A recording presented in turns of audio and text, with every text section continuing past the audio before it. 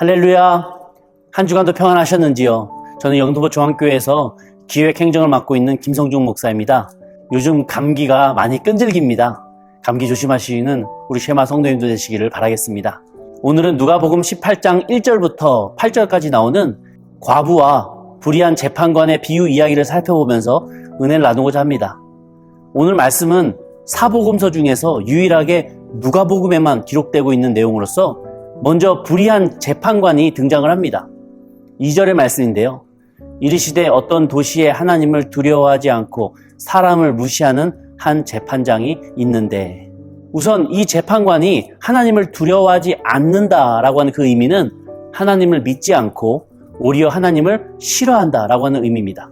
그러니까 사람들이 이 재판관에게 하나님이 무섭지도 않느냐, 하늘이 두렵지도 않느냐라고 이렇게 말을 해도 전혀 통하지 않는다고 하는 것입니다. 또한 이 재판관은 사람을 무시한다고 기록을 하고 있습니다. 즉 재판을 치르는 사람들의 그 상황과 처지를 고려하지 않고 더 나아가서 사람을 긍휼히 여기는 마음은 전혀 없는 재판관이었다고 하는 것이죠. 이렇게 2절에서 왜 하나님과 사람을 언급하고 있는가?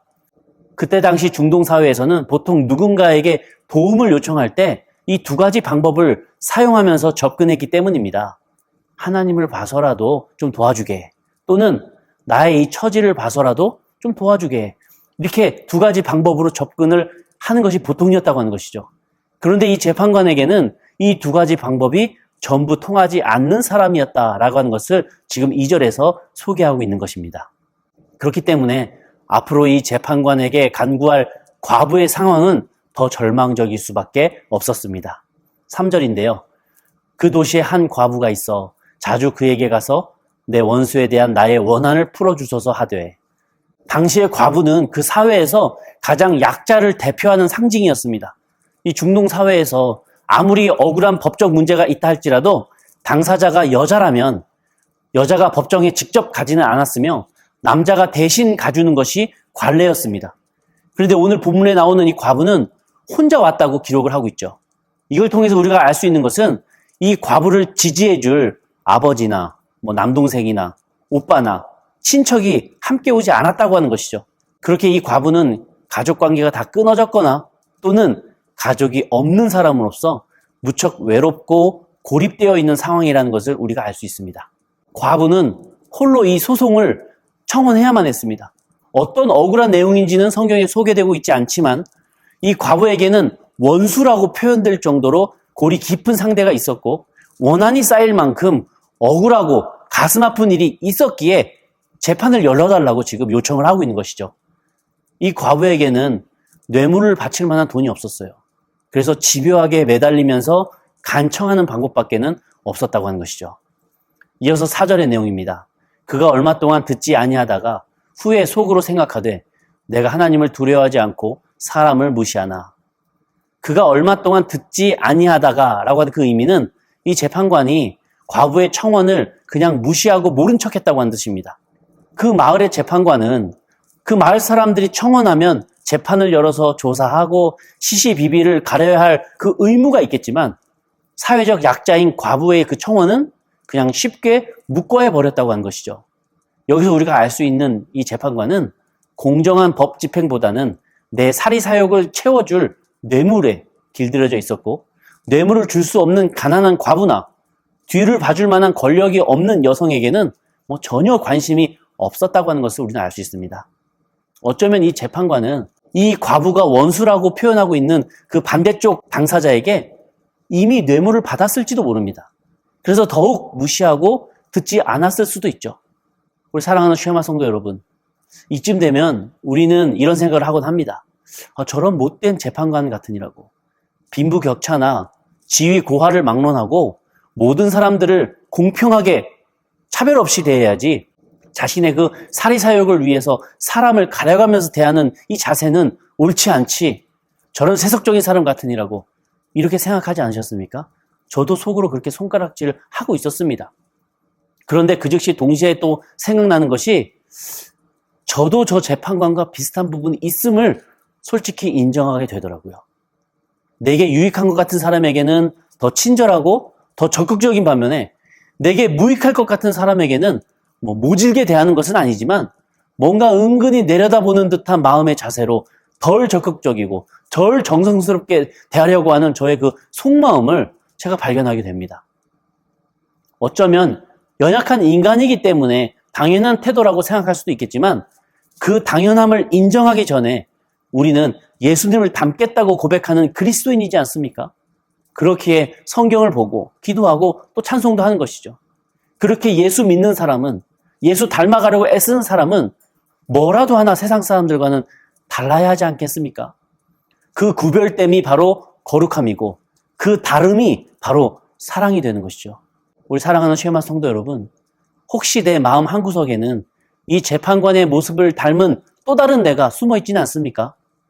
오늘 본문에서 이 불의한 재판관이라고 언급하신 그 예수님의 속뜻은 우리도 그렇게 될 수 있음을 조심하라고 하는 그 의도가 있음을 우리는 기억을 해야 됩니다.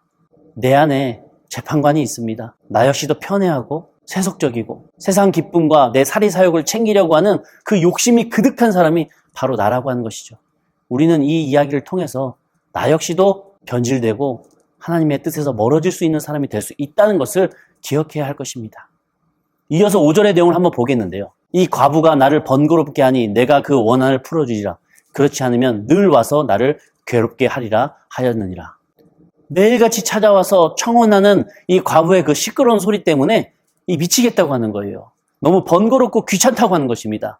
더 나아가서 이런 청혼이 계속해서 이어진다면 그 소리 때문에 앞으로도 계속 괴로울 수 있겠다라고 지금 재판관이 상상을 하고 있습니다. 어느 사회나 마찬가지로 그 당시 중동에서도 기사도 정신이 있었어요. 그래서 과부가 울며 간구할 때 그 간청을 들어주지는 못할지라도 쫓아내지는 못하는 그런 풍습이 있었습니다. 그래서 이 재판관도 이 과부의 청원을 들어주지는 않을지라도 겁박해서 쫓아낼 수는 없었다고 하는 것입니다. 만약에 남성이 재판관 앞에 나와서 청원을 들어주지 않는다고 몇 날 며칠 저렇게 소리를 지르며 청원한다면 재판관은 바로 관원을 시켜서 때리고 쫓아내거나 또는 공무방해로 처벌할 수도 있었습니다.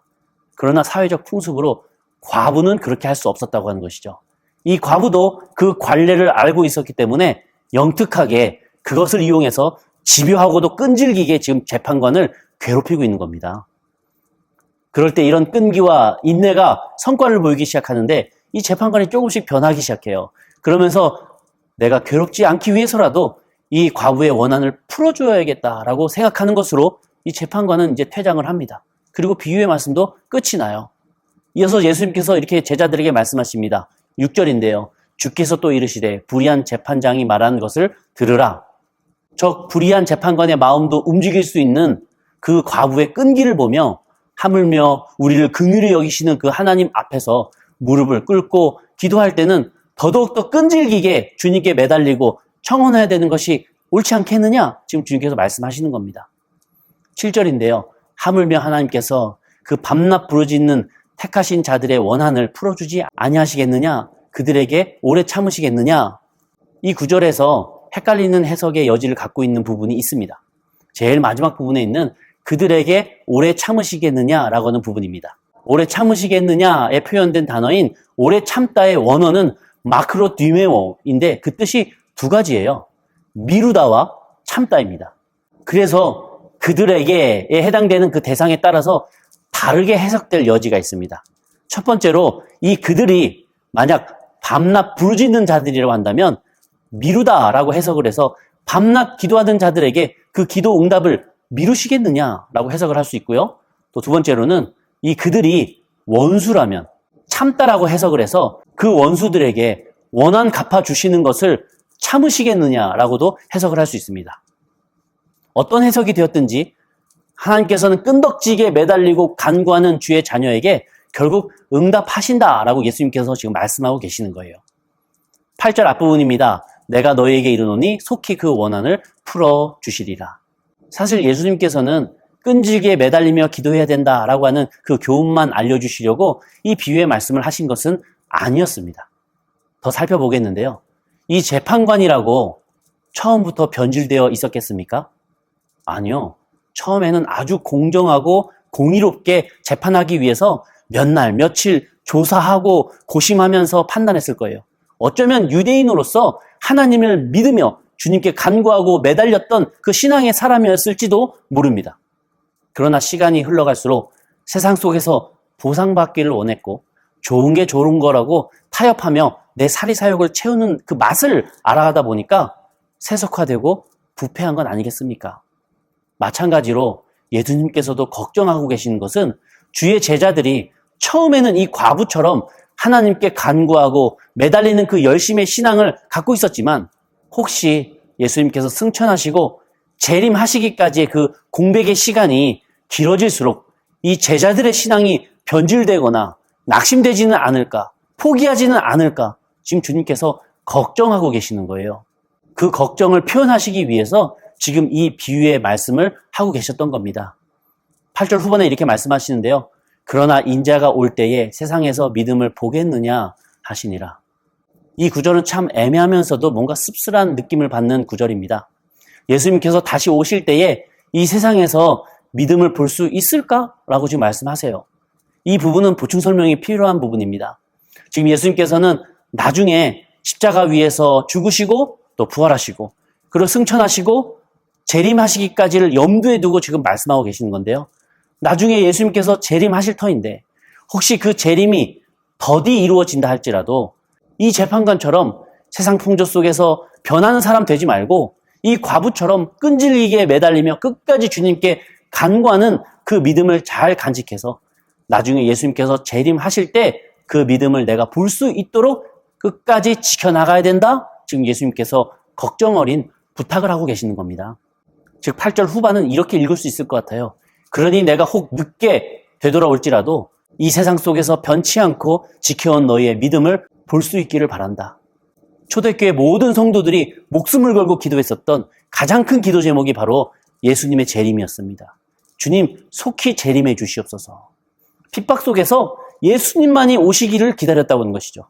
그러나 이 재림이 더디 이루어지면서 낙심하며 그 믿음을 포기하는 사람들도 생겨나게 되고 실망하며 세상 풍조에 휩쓸리는 사람들도 생겨납니다.